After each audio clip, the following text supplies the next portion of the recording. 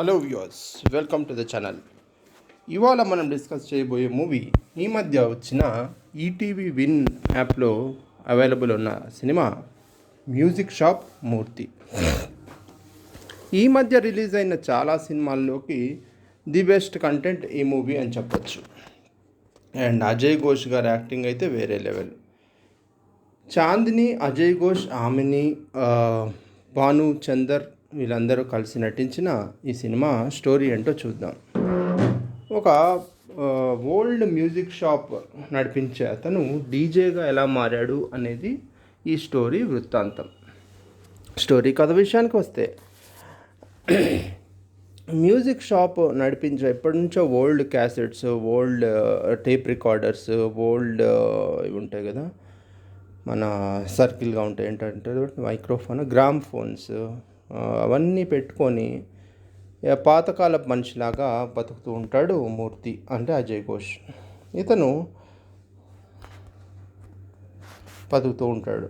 అయితే ఇతని భార్య అయిన ఆమెని ఇతనికి ఇద్దరికి కూతుళ్ళు. పెద్ద కూతురు ఆమెనికి ఇద్దరికి ఈ మ్యూజిక్ షాప్ అంటే నచ్చదు. ఎప్పటి నుంచో కేబుల్ టీవీ కానీ లేదంటే మ్యూజిక్ మొబైల్ షాప్ కానీ పెట్టుకో, నా తమ్ముళ్ళలాగా బాగుపడు అని తిడుతూ ఉంటుంది. కానీ మూర్తికి ఆ ఏరియాలో ఇతనికి ఉండే పాటల టేస్ట్ కానీ అతని దగ్గర ఉన్న సాంగ్స్ కలెక్షన్కి కానీ మంచి పేరుంది. And he loves music.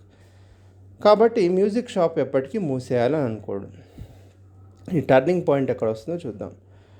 అలా రోజులు జరుగుతుంటే అప్పుడప్పుడు ఇతను పెళ్ళిళ్ళకి వాటికి వెళ్ళి ఈ క్యాసెట్స్ తీసుకెళ్ళి మైక్ వాటిలో పెట్టి పెళ్ళిళ్ళలో సాంగ్స్ పెడతారు కదా, అలా కూడా కొంచెం ఎక్స్ట్రా మనీ సంపాదిస్తూ ఉంటాడు. ఒకరోజు ఇలాగే ఇతనికి వేరే పెద్ద పార్టీలో, నైట్ టైం ఉండే పార్టీలో డీజే వస్తా అని చెప్పి హ్యాండ్ ఇస్తాడు. మరి లాస్ట్ మినిట్లో ఎలా అని వాళ్ళు ఇతని మ్యూజిక్ షాప్ని హైర్ చేస్తారు, మూర్తిని. ఇంకా మూర్తి అవతారం చూడాలి ఈ సీన్లో. ఒక స్కూటర్ తీసుకొని దాని వెనకాల ఇంకో మనిషిని పెట్టుకొని ఒక మైకు, దానికి ఒక స్పీకర్ పట్టుకొని వస్తాడు. ఏదిరా డీజే సెట్ అంటే, ఇదేనా డీజే సెట్ అంటాడు. పార్టీలో ఉన్న పెద్ద పెద్ద క్లాస్ వాళ్ళందరూ ఆ పార్టీకి వస్తారు, హై క్లాస్ పీపుల్. ఇదేంటి ఇతను వచ్చాడు, ఇంత ముసలోడు, తల ఏమో గుండుంది, అసలు ఇతనికి ఏమైనా వస్తుందా, సాంగ్స్ చేస్తాడో లేదా అని అనుకుంటారు. ఫస్ట్ సాంగ్ పెడతానే ఒక క్లాసికల్ సాంగ్ పెడతాడు. అందరూ ఏడుపు మొహాలు పెడతారు, ఇంకా ఆపేయి పంపించేయి అంటుంటారు. ఆ తర్వాత ఇతను మొత్తం గరానా మొగుడు ఇట్లాంటి మొత్తం హై డ్యాన్స్ బీట్స్ అన్నీ ప్లే చేయటం మొదలు పెడతాడు. ఇంకా ఇతను ఒక డీజే లాగా ఎక్కడికక్కడ మార్చేస్తూ ఉంటాడు, ఎవరికి కావాల్సిన సాంగ్ వాళ్ళకి ఇస్తూ ఉంటాడు. దాంతో అందరూ రెచ్చిపోయి డ్యాన్స్ చేస్తారు. సో అంతా ప్రోగ్రామ్ అయ్యేసరికి వేరే అతను ఇతనికి పిలిచి, నువ్వు చాలా బాగా మ్యూజిక్ ప్లే చేస్తున్నావు, డీజే లాగా ఎందుకు చేయకూడదు నువ్వు అని అంటాడు. డీజే అంటే ఏంటి సార్ అని అడుగుతాడు ఇతను.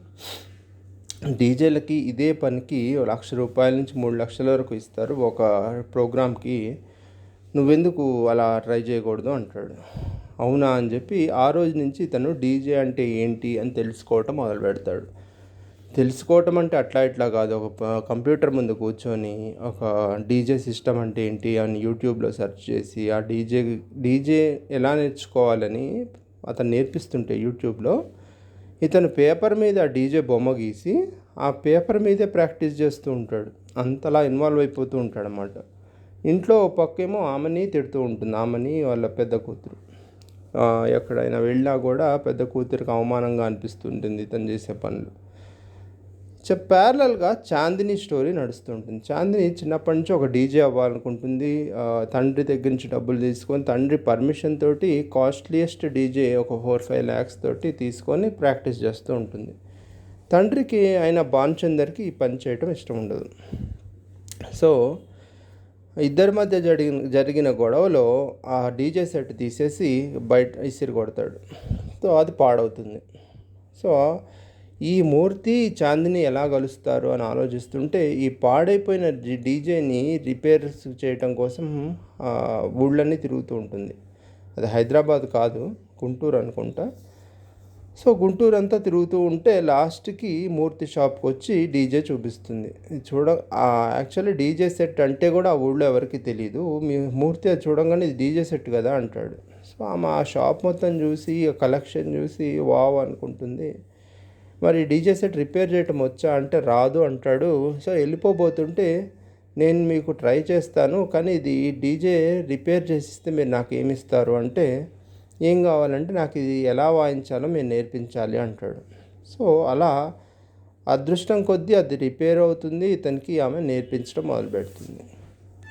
ఈ నేర్పించడం 1 మంత్ నేర్పిస్తాను అంటుంది. ఆ రోజు ఈ అమ్మాయి రావటం పోవటం చూసి రకరకాలుగా అనుకుంటూ ఉంటారు మనుషులు. అలా అలా వాళ్ళ పెద్దమ్మాయికి అతని భార్యకి తెలుస్తుంది ఇతను ఈ అమ్మాయితో కలుస్తున్నాడని. వాళ్ళు రకరకాలుగా అనుకుంటుంటారు కానీ ఇతను నేర్చుకునే సంగతి మాత్రం చెప్పడు. ఇది ఫస్ట్ హాఫ్. సెకండ్ హాఫ్ వచ్చేసరికి ఈ చాందిని అనే అమ్మాయి లాస్ట్ టైం ఇతను కలుస్తుంది. ఆ తర్వాత నుంచి కనిపించకుండా పోతుంది. దాంతో భానుచందర్ వచ్చి మూర్తిని అడుగుతాడు. పోలీస్ స్టేషన్లో కంప్లైంట్ ఇచ్చి మూర్తితో కొట్టిస్తాడు. సో దాంతో ఆమెని వచ్చి అక్కడికి పోలీస్ స్టేషన్కి వచ్చిన ఆమెని కూడా ఇతన్ని రకరకాలుగా తిట్టి, నువ్వు డీజేలు చేస్తావా, మ్యూజిక్ క్లబ్బుల్లో పబ్బుల్లో బార్లలో పనిచేస్తావా, సిగ్గుందా అని తిట్టేసి ఆ మ్యూజిక్ షాప్ అమ్మేసి వచ్చిన డబ్బులు అతని మొహాన్ని కొట్టి నువ్వేం చేస్తావు చేసుకో ఈ డబ్బులతోటి అంటుంది. కానీ అతను ₹1 కూడా తీసుకోకుండా ఇంట్లోంచి హైదరాబాద్కి వెళ్ళిపోతాడు.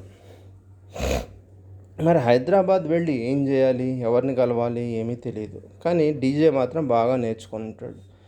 సో అక్కడ ఉన్న రకరకాల పబ్బులన్నిటికీ తిరగటం మొదలు పెడతాడు. అతని అవతారం చూస్తే ఎవ్వరూ ఇతను డీజే అని నమ్మరు. సో అనుకోకుండా అక్కడ ఒక బార్లో పనిచేస్తున్న అతను ఇతన్ని చూసి బయటికి పంపించేస్తాడు. కానీ ఇతను ఎక్కడో ఫుట్ ఓవర్ బ్రిడ్జ్ మీద పడుకొని ఉంటే అక్కడ కలిసి నిజంగా నీకు డీజే వచ్చా అని చెప్పి అడిగి అతని రూమ్కి తీసుకెళ్తాడు. అతనితో సంభాషణ చేసిన కాసేపటికే ఇతను నిజంగా నాలెడ్జ్ ఉంది అని చెప్పి తను సెక్యూరిటీ కాదు, బార్టెండర్గా పనిచేసే వెయిటర్గా పనిచేసే పబ్లో వెళ్ళి అతను ఓనర్కి కల్పిస్తాడు. కానీ అతను ఓనర్ డిస్కరేజ్ చేసి, నేను ఒకప్పుడు ఇలాగ డీజే అవుదాం అనుకున్నాను, నీ ఏజ్కి ఇది సెట్ అవ్వదు, వెళ్ళిపో అంటాడు. అయితే ఎవరైతే ఆ వెయిటర్ ఉన్నాడో ఇతనికి రూమ్లో షెల్టర్ ఇస్తాడు. సో అతను రోజు ఆ రూమ్లో డీజే సాంగ్స్ వింటూ ప్రాక్టీస్ చేస్తూ ఉంటాడు, ట్రై చేస్తూ ఉంటాడు వేరే వేరే చోట్ల. ఒకరోజు ఒకరి బర్త్డే ఉంటే ఆ బర్త్డే పార్టీకి డీజే సెట్ తీసుకొచ్చి ఇతన్ని పర్ఫామ్ చేయమంటాడు. మరి ఆ డీజే సెట్ ఎక్కడి నుంచి వచ్చింది, ఆ పబ్లోంచి ఎత్తుకొచ్చాడా ఏంటి అని అయితే మనకు ఇన్ఫర్మేషన్ ఇవ్వరు. అదే రోజు అతను చేసిన పర్ఫార్మెన్స్ ఈ పబ్ ఓనర్ చూసుంటాడు అని తర్వాత చూపిస్తారు. సో అలా ఇతనికి అదే డీజేలో ఆ పబ్లో పనిచేసే వేరే డీజే హ్యాండ్ ఇస్తే ఇతను ఆ డీజేలో పర్ఫామ్ చేయడం మొదలు పెడతాడు. సో అలా అలా మెల్లమెల్లగా యూట్యూబ్ వీడియోస్ చేస్తాడు, మెల్లమెల్లగా ఫేమస్ అయిపోతాడు. అక్కడే ఇతనికి డీజే సాంగ్ కూడా ఒకటి ఉంటుంది మ్యూజిక్ అజయ్ ఘోష్కి. అలా టోటల్గా ఫేమస్ అయిపోయి యూట్యూబ్లో టీవీలో వచ్చే ఒక న్యూస్ ఛానల్లో కూడా ఇంటర్వ్యూ ఇస్తాడు. అందులో తన భార్యే తనకు ఇలా హైదరాబాద్కి రావడానికి మూలం అని చెప్పి థ్యాంక్ యూ చెప్పుకుంటాడు. ఇక్కడే ఈ సీన్లో ఆమెని క్యారెక్టర్ని చంపేస్తాడు రైటర్.